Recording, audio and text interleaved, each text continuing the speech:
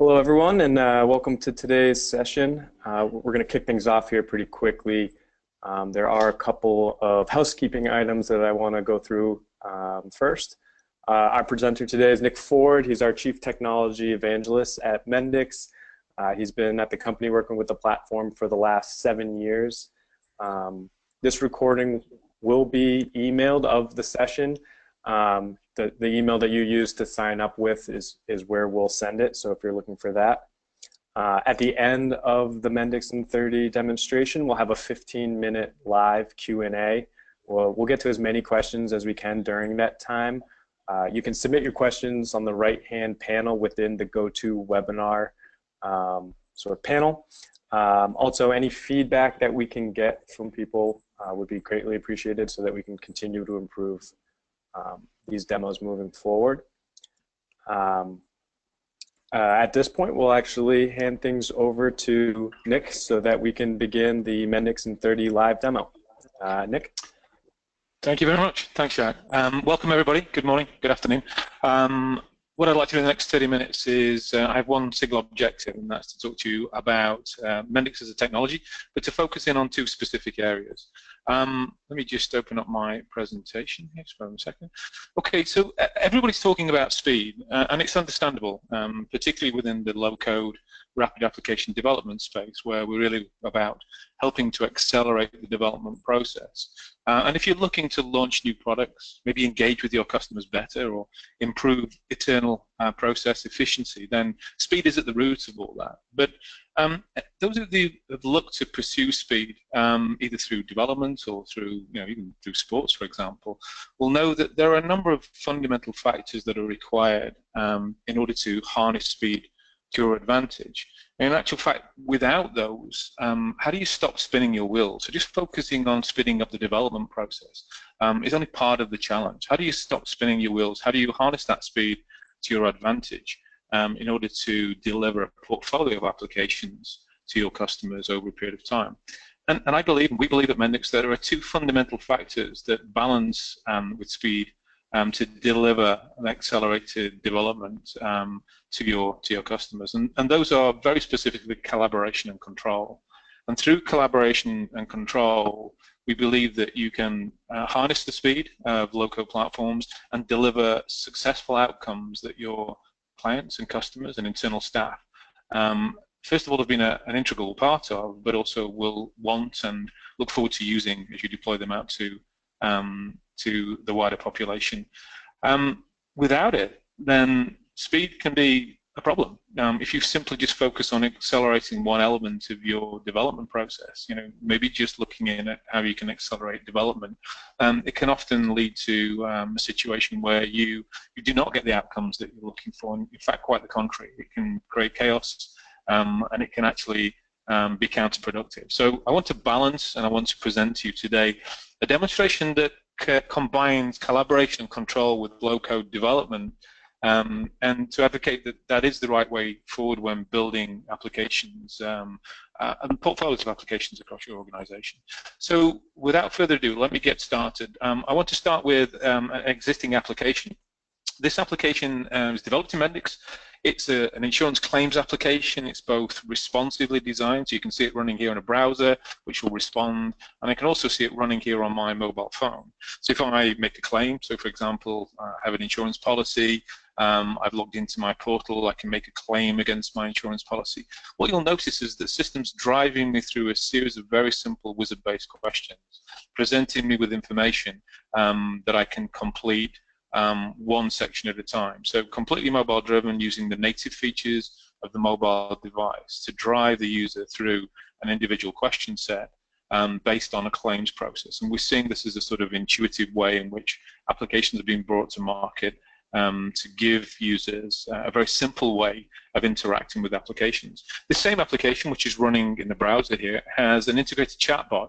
Again, conversational UIs using cognitive services are becoming the sort of cornerstone and bedrock of great user experience. So this particular application has a chatbot. It just so happens to use IBM Watson's conversational UI, and what it will do is it will allow me to converse with the bot see how it responds as I ring the page. It's also available on the mobile, and I can drive the user through a series of questions through which they can assess where their claim is within the claims process. So let's take a situation. I'm a user of this particular application, an internal user who's launched the application. I see that there's the benefit or an opportunity to enhance this chatbot capability. So what I want to do is to get working within the Mendix low-code development platform to integrate some new functionality in here. Now, I'm an end user, a citizen developer, if you will.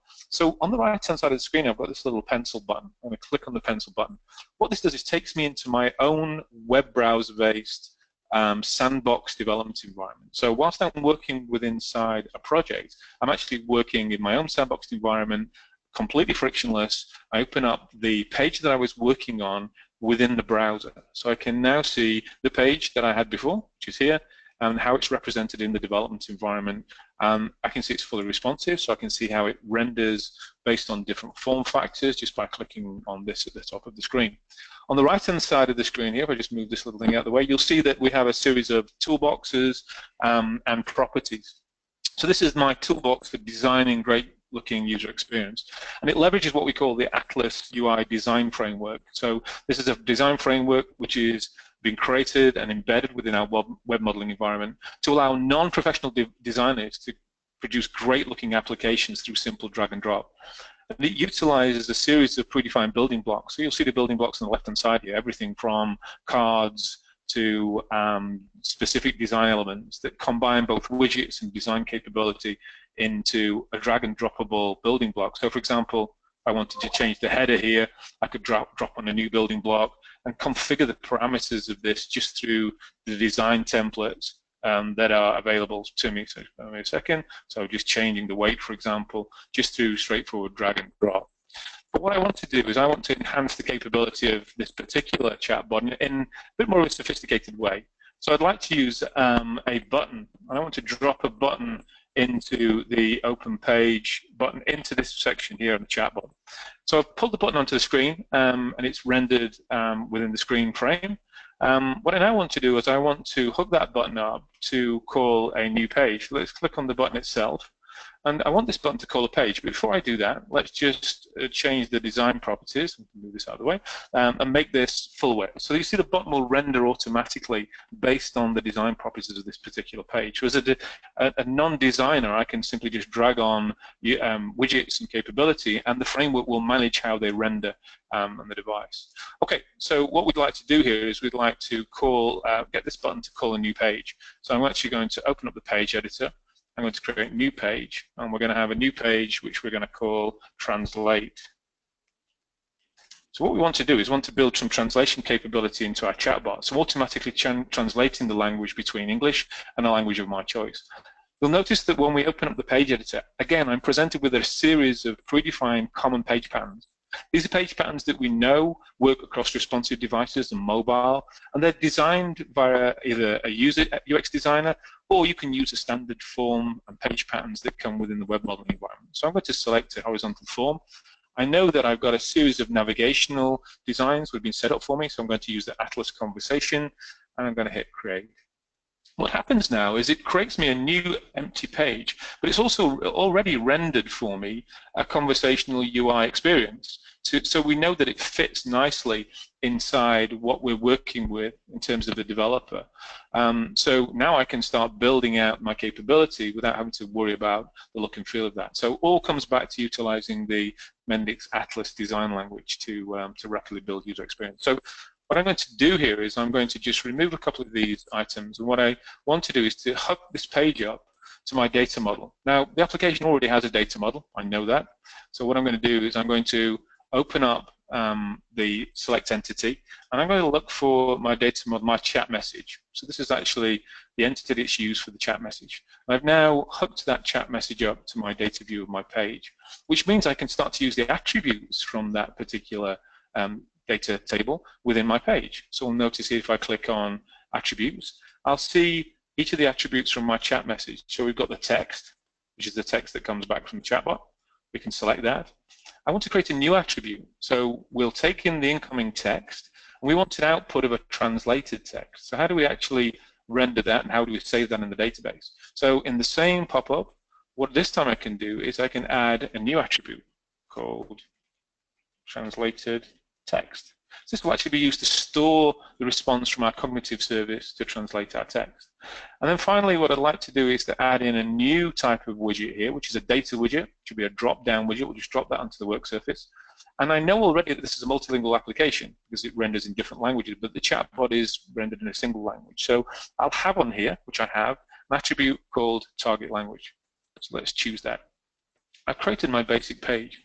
The final thing I want to do is to hook up this page to some logic. Now, as a non-RAD developer or as a citizen developer, I really don't have the skills to be able to build the logic to integrate with the cognitive service. I can design the pages, they look great, but I want to now pass that and hand over between our continuum of developers.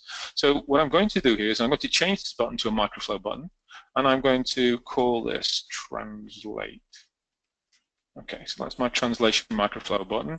I know now that if I click on this little button here and create a new microflow, we'll call our microflow translate. So this will be the logic that allows me to translate my language. So let's hit translate. I've now created a microflow, and we'll come back and talk a little bit about microflows and how they allow you to build complex logic. But as far as I'm concerned, I'm unable to take the development any further. So what I want to do is to leave a message as an annotation here for our integration developers. So please add translate logic here. Okay, so I'm going to leave a little instance there for our integration developer to pick up the experience that I've been working on. So what I'd like to do now is just publish this application. So I'm going to update the app, which will hopefully create and publish my application to the cloud. Whilst we're doing that, I just wanted to walk through some of the other aspects of the web modeling environment. So we've looked at page design. We can also manage the navigation. So a simple drag and drop of navigation. Either I can create sub-navigation, or I can build or reorder the navigation of my pages. So creating the way the user navigates through my application is, again, simple drag and drop. I can then define the underlying data model. So let's take a look at the data model. What sits behind this application is a data model which will be turned into an underlying SQL database. Now, as a developer, I don't need to understand SQL, and I don't need to be a DBA. I can build my entity model simply by drag and dropping entities onto the work surface and then configuring the associations between them. So if I click on this association here, you'll see on the right-hand side of the screen the association itself and the referential integrity built with that. If I click on the attribute, I'll see the parameters of the attribute. And actually, if we go to the chat message, what we'll find is that in conversation, we'll see the translated text attribute that I'd added from within the page design.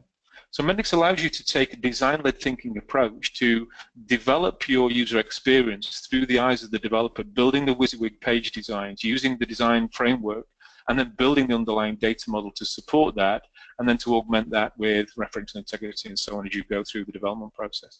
Okay, and then finally we have logic. So I just have a quick look at some logic here. An example of logic within Mendix, which is building microflows. And we're going to build a microflow within the system to showcase how that works. So we've created our update, and we should be able to now view the app. Before I do that, the one final thing I would like to talk about is our theme generator. So not only do we have the Atlas UI design framework for WYSIWYG building great user experiences, but we can also give the developer or the user the ability to be able to change the underlying design framework and the patterns. So for example, I can change any one of the attributes relating to the brand colors simply through selecting them from my palette. So if I want to change this, you'll see the header changes into an orange. If I apply this style, it will render and change the entire application to work in that way. Okay, let's go and see what our changes look like. So I want to reopen the application. It's running in the cloud, in my cloud sandbox. Should open up the app. And when we go back to our chatbot, what we'll find is we've implemented our new translation page. So if I open up the track claim, and we now see our new page. I should have changed the text on that, forgive me. Go back into that in a second. If I hit that button, it now opens up my new page. So I can choose what language, and this button currently will do nothing because we haven't implemented the logic. But I've managed to build a page. I have the basis of my translation, all built within the web modeling environment. What I now want to do is I want to try and hand this over to my development team. So I'm going to use the embedded feedback button, which can be embedded in your applications and allows you to provide your users with the ability to feedback details into the application, into the project that sits behind this. So I've had an idea, so please add chatbot language translation, and we'll just duplicate that text in the body. And so let's submit the feedback item. That gives us feedback ticket number 315512. So this is part of the collaboration process. What I'm going to do now is to jump from the modeling environment back into the project. So underpinning all of the application development that we've looked at, we have an underlying project. That project allows me to bring together my team members with specific roles and responsibilities. It allows me a buzz and social wall where all feeds for the application are fed into there. So if I subscribe to that, I'll get feeds on what's happening within the app. The feedback item that I created as a user gets registered within the feedback section of the collaboration portal. So as a product owner now, I know that there's a requirement come in that I need to schedule as part of my sprint planning. So I can pick up this particular feedback item. I can view the situational information that comes with it, such as the browser, where the user, the time and day, and the location of the user. If this were a bug, for example, it'd be very useful. But what I want to do is accept that feedback item. The motivation is it sounds, let's just put good idea, and we'll then commit that into our current sprint. So rather than dropping the backlog, I'm going to accelerate the process and commit that into our current sprint. So within our story planning, which is part of the platform, we'll see that we have a new requirement with the feedback item number, which is to add the chatbot integration. So we've moved that requirement from a request from a citizen developer, an end user, through the process into a sprint requirement and a user story to be burnt down within the development tool.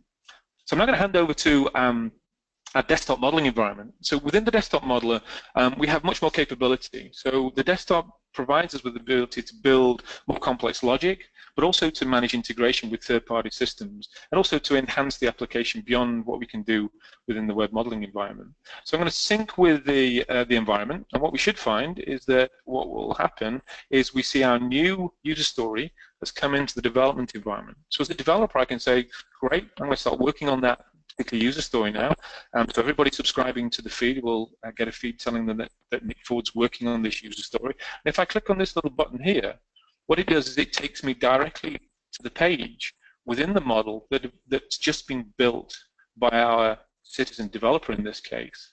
You'll notice it looks very different. It's actually a wireframe, because when we're dealing with some more complex logic and sort of lower level requirements, we feel that it's less relevant to have a WYSIWYG UI for that, and really to get down to the nuts and bolts of delivering capability inside the framework. So this is the button that we created when we built the page within the web modeling environment. And if I right click on that now and follow that page, we can see how the page renders and the microflow renders within our microflow editor. So what we have here is the stub of the microflow with the commentary that was produced via our citizen developer. So we've handed over that logic, and now what I can begin to do is begin to develop the underlying integration with our cognitive service, so with our dialogue translation capability in this case. So microflows have a beginning and an end point, and we'll notice that it passes in a parameter for this particular microflow. Now, what I want to do in terms of integration is I want to use one of our many connectors. So if I open up the App Store here, Mendix comes with thousands of reusable open source connectors. So that's everything from either complete applications through to connector kits. So for example, if I look at our SAP connector kit, I have a whole series of connectors for simply just integrating within the SAP landscape. I have machine learning connectors for integrating into IoT connectors, for example. So this particular App Store is public facing. All of the widgets that are deployed within the App Store are quality assessed by Mendix, but completely open source. So you can download these into your working model and you begin to use them as part of your application. The App Store has both a public and a private version. So what a lot of our customers do is create their own UI resources, their own widgets within their enterprise App Store, which allows them to further accelerate the development process when building portfolios of applications. So they can standardize their UX UI through the Atlas UI design language, make that available as bootstrap starter apps and components within the App Store, again, which create an accelerated development curve. But the one that we're looking for is one which is a Watson connector. I'm going to search for Watson connectors, and we have a series of them, but I've got one here called Watson Translate. So I'm going to select that connector. I'm going to download the connector into my working model. So this simply imports the connector into the environment. Now, what happens once I have my collector, if I go back to my microflow, is we'll notice that we've extended the capability, the native capabilities of the modeling environment. So connectors are a really simple way of wrapping up, let's say, integration or new capability that you decide to build in such a way that it can be consumed, again, via non-low-code or non-coding individuals. So the Watson translation connector, if I drag that onto the work surface here, you'll notice has just a series of properties which I can pass to the underlying service. Now, there's much more that happens within the connector, i.e. we integrate with a REST service, we authenticate with that service, we map a JSON payload between the service and the platform. But we don't need to see that. All I need to see is the connector, which allows me to work with that service. So what I'm going to do is I'm going to select as my string for translation the text string from my my chat message, which is this one here. The language is English. The source language of the chatbot is English, but I'm going to select the target language from the page that we created earlier in the process. So let's edit the translation language, and again, if you remember, we had an attribute on our chat message which is called translate language. So we're going to pass that in to the language translation. What happens is this will return a translated text file. So we can call this translated text, and that's all we need to do. So we've now translated our text. We need to write that back to our chat message so we can actually show that to the user within the conversational dialogue. So I'm going to open up change object. So this is actually an update, a SQL update. So we're updating the underlying database. I'm going to change the chat message. I'm going to commit it and also refresh the client. So Mendix has an Ajax client, so we can automatically refresh the client in situ. So let's now say I want the translated text to be equal to the text that comes back from my chatbot. Okay, or from my dialogue conversion, which is here.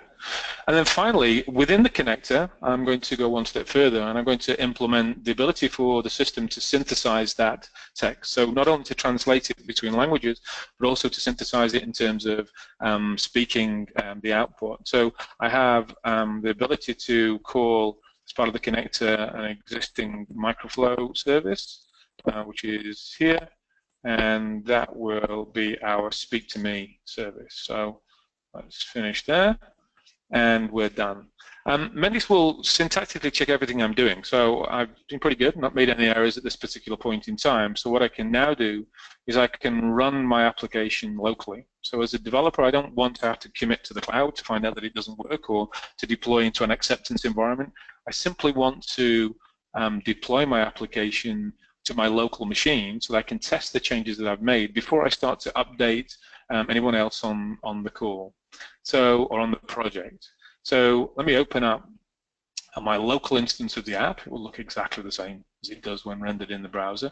But what we should see now is we should see that we have our latest addition. So we open up track a claim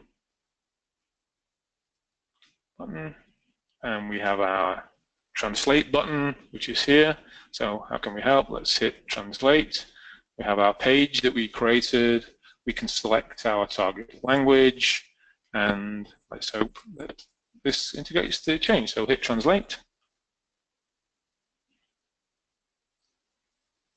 Hola, ¿qué puedo hacer por usted? Okay, so real-time translation of the incoming English to Spanish, and then synthesized from the text string to a speaking voice. So let's just try that once more. Let's go a little bit further on in the chat bot, so we get a bit more language to speak. So this should, we've asked for some help. So let's hit the translation button. Let's choose our Spanish. Let's translate. Puedo ayudarle a rastrear el estado de la reclamación de seguros, comprueben un elemento de sustitución o ayudar a responder una pregunta sobre seguros. Okay, so simple, and we'll just do one more. So this is going to be a Spanish language, because actually a Spanish-speaking person, but actually we'll translate it to German. Innscanning invader Erfolgung des Status der Versicherungschaden auf einen Element überprüfen oder zu beantworten eine Frage zur Versicherung. Okay, so let's just recap on what we've done. I think it's important to go back and just cover a little bit of what we've done. So before I finish off the presentation and hand over to questions and answers, all of the changes that I've made have been audited within the system. Now what I can do is synchronize those changes back to my model. What that does is effectively ships a new version of the model into our team server environment. So it synchronizes between our users. In the interest of time, I won't do that today, but I can also synchronize between the model. Effectively what happens then is we commit our user story. So we say that we've completed the user story, and then back in our project portal, the team server repository will show me all of the commits that have been made into my team server environment, where I can begin to test those using the Mendix automated test framework. I have a complete CI/CD pipeline, which allows me to run completely automated functional testing as well as unit testing within the platform. And then I would typically deploy my applications, so we would run our application in the cloud. So if I hit run, Mendix will then package up my application. It will deploy that application into a cloud environment, and I can then start to run my application in either one of a test, acceptance, or a production stage, which it's literally doing as we speak, and we'll see the application get deployed as we move through the presentation.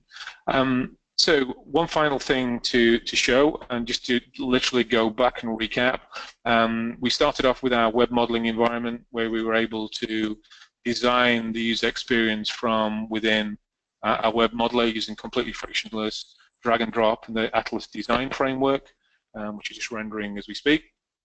So utilizing our web modeling environment using the design capabilities, we handed that over to our project plan, where we were able to manage the sprint planning, the feedback items, open that up within our desktop modeling environment to build the logic, and committed that back to our team and into the cloud, where we deployed and ran the application to showcase the capability of the tool. So I'm going to stop there. We're just on past by my watch, maybe slightly ahead of time. I'm conscious that I want to give you the opportunity, if there are any questions, for you to ask any questions. I'm quite happy to cover any questions from the audience, and I'm hoping that that's given you a good flavor for how the Mendix platform enables you to manage the collaboration process across multiple different developers and product owners when building applications at speed, and how the control and collaboration elements are critical to delivering applications that are relevant to your end users. So I'll stop there, Jacques, and hand back over to you, where we can take some questions and answers from the audience. Thank you. Great, thank you, Nick. We do have a few questions that have come in through during the session. The first one I'm seeing here, the question is asking if we have any tutorials available for the new Mendix Atlas UI for the web modeler rather than the desktop version. Yeah, that's a good question. And one which I would have to stall a little bit on. I think we have. I'm going to be honest with you. It's a question we'll probably have to come back to. Atlas has recently just been launched. I'm pretty certain there are, and I would love to focus on where they are within the community environment, but I'll be perfectly honest, I don't know where they are rendered right now. So if we can, Jack, I'd prefer to come back and point that individual back at a specific page on the website. I know that we have some, but I wouldn't be able to navigate to them right now. So my apologies for that, sure. But I'll ensure that we get back to them with a very specific answer to that question. Yeah, and I'm happy to follow up after the session with the exact link where they can find those tutorials. Yeah. So the next question that I have here is asking, what tools do you provide for staging and deployment into the cloud? Yeah, that's a good question. So we cover that in a number of different ways. Maybe I can open up an existing application to show you how that's managed within the collaboration portal. So if I just look for this one here, for example, let's see if I have access environments.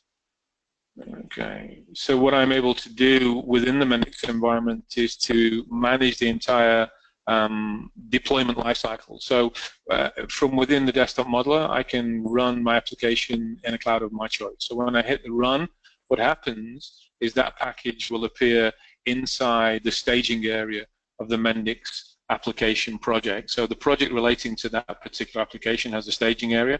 When I deploy, it will create me a package, which you can see here. This is package, which will be versioned. So I'll be asked to version the package. Packages are called MDAs.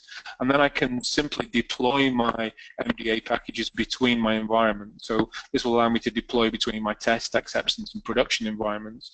And it will provide you with two-factor authentication. So only specific users can do that, and only those that actually pass two-factor authentication using either SMS or the Google two-factor authenticator, which is downloadable to your phone. But suffice to say, we have the complete DevOps cycle from build, test, deploy, and feedback baked into our platform.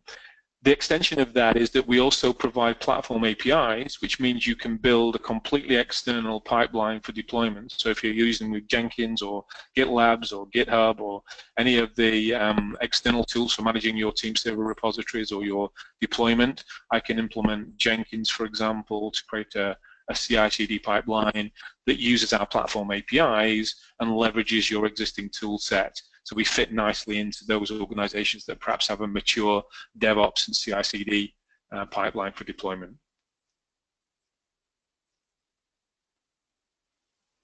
Great. So the next question I have here is asking if we provide any testing tools within the platform. Yes, we do.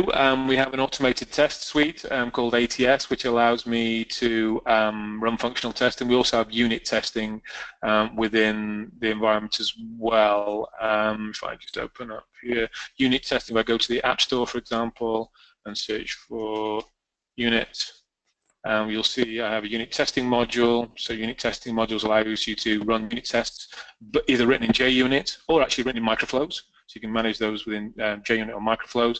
And then if I, very quickly, if I have the chance, open up, we'll go to our automated test suite, which is here.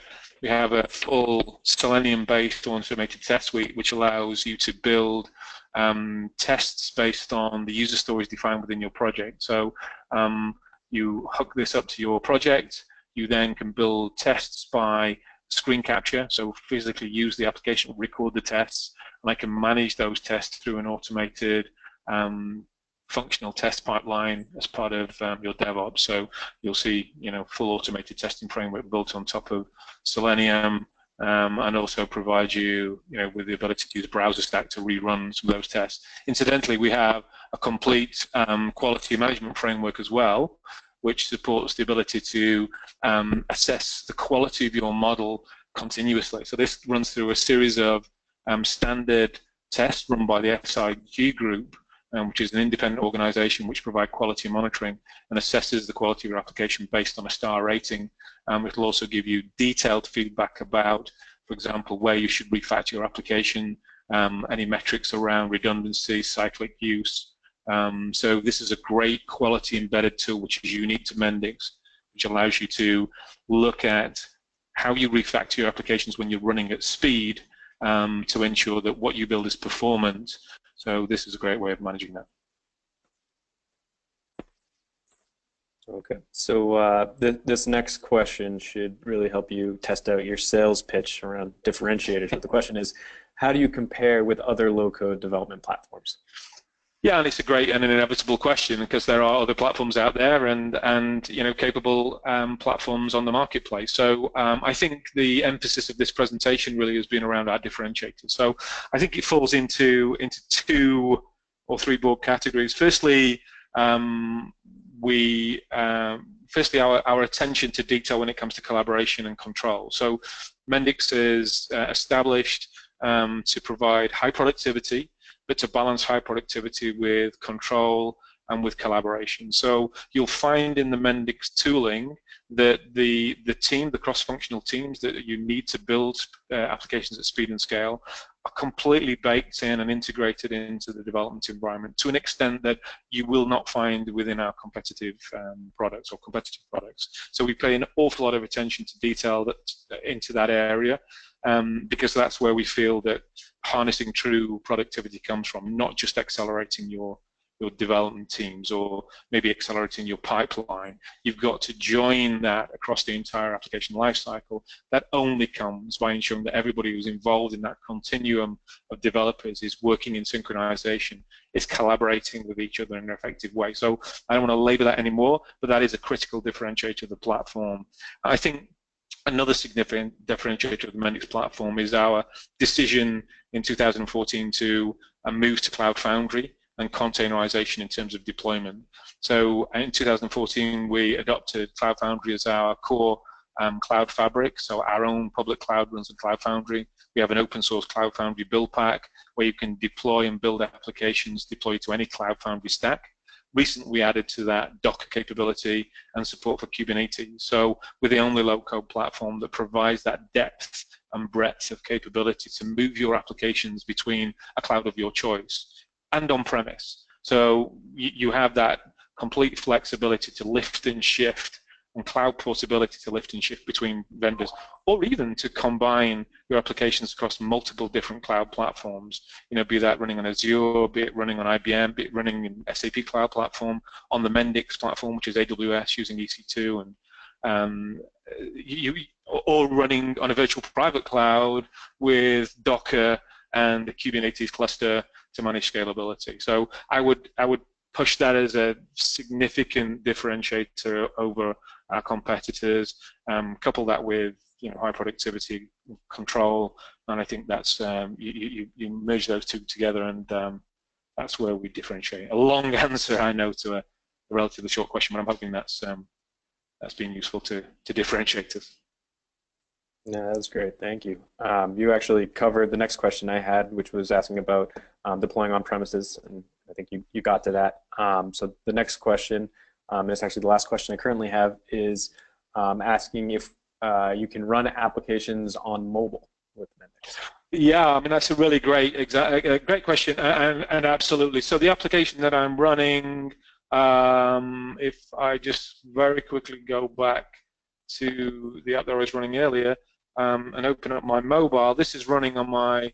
Actually, this is actually running responsive, but you can build applications and run them completely on your mobile. So let me very quickly show you an example of that. So let me go back on here, return to the home screen, and let me open up, for example, this application here, which is is running completely on my mobile. So it's a hybrid application.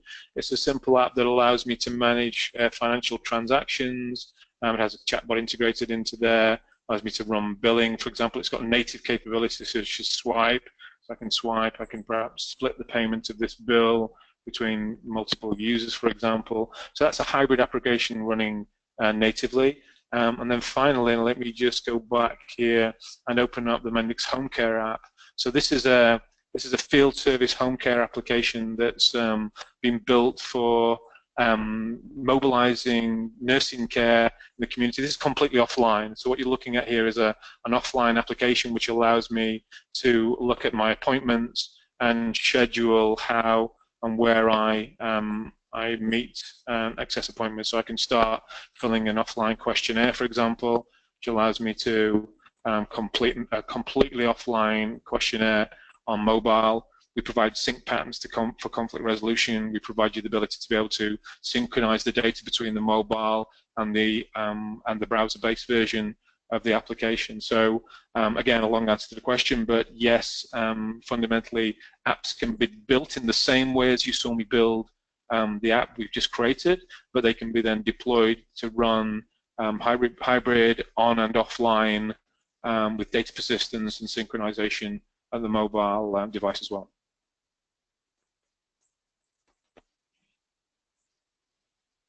Great, thank you. So we actually just had one more pop in here. The question is, how do you set up the data repository? Where's the data stored for applications? Yeah, good question. So when I build my application, first of all, Mendix comes out of the box with a Postgres database. So we run Postgres in the cloud. So that's effectively what you will get if you build a new app. If I, for example, hit Create App here and choose an application, what it will do is it will create me an underlying Postgres database in the cloud, and also when I run it locally, it will create me a small memory resident database for that. We manage the building of the database through our domain modeler.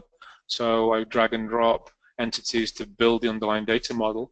But if I want to physically deploy to a specific database, I can configure the database within the environment here. So I can configure which database I want to work with, and then I can configure the connection between my application and that underlying data model. But suffice to say, if I just want to use the Mendix development environment and start building apps completely from scratch and not have to worry about the underlying data, I just simply utilize the tools, and Mendix will manage the underlying Postgres database used to deploy into all of our cloud environments. I can also link to an existing SQL database using SQL connector, which basically allows me to create arbitrary SQL statements against any third-party database, and I can map third-party data models into my environment. So mapping tools allows me to do that, and incidentally, I can do that with either SQL, or I can do that, for example, with a JSON payload. So I could create a payload which maps data models from third-party systems, either using XSDs or JSON or so on. So yeah, you're able to either utilize a standard database and be completely abstracted, or you can hook up to your own data model, or sit on top of an existing database using SQL connector, or utilize REST or SOAP services to integrate between third-party systems within the platform. Great, so we actually had another one pop in here. The question is, can native apps be published on the Apple or Google Play stores?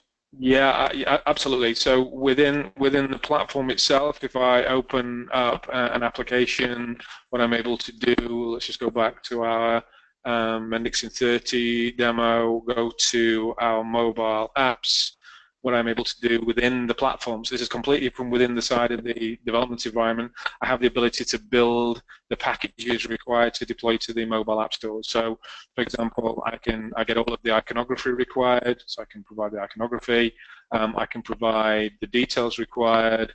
I can build the cutover config files for deployment. And then when I hit publish, it will use the cutover build server to build me my relevant deployment packages for deployment into the Apple App Store and into the Android Play Store. So that complete deployment capability is again abstracted away from you. You can simply complete this these properties within the application, hit publish, and deploy into the Android or iOS app stores from within inside the Mendix modeling environment. So we absolutely provide that capability to deploy them either to the app stores or via mobile data management, but done in an automated way and a configurable way. So if you want to, add any plugins to the config, for example, or the automatic plugins, you can change the config, so you can extend the mobile capability with your own, cutover-based plugins or JavaScript plugins to mobile or indeed responsive web for that matter. Great. So that actually looks like it's all the questions that we have today. Just want to thank you, Nick, for taking the time to do this. I think it's really helpful, as always. Yeah, thank you. And I'm sure if you have any further questions, we'd be happy to answer them. So thank you for your time and have a great Friday. Bye, everybody.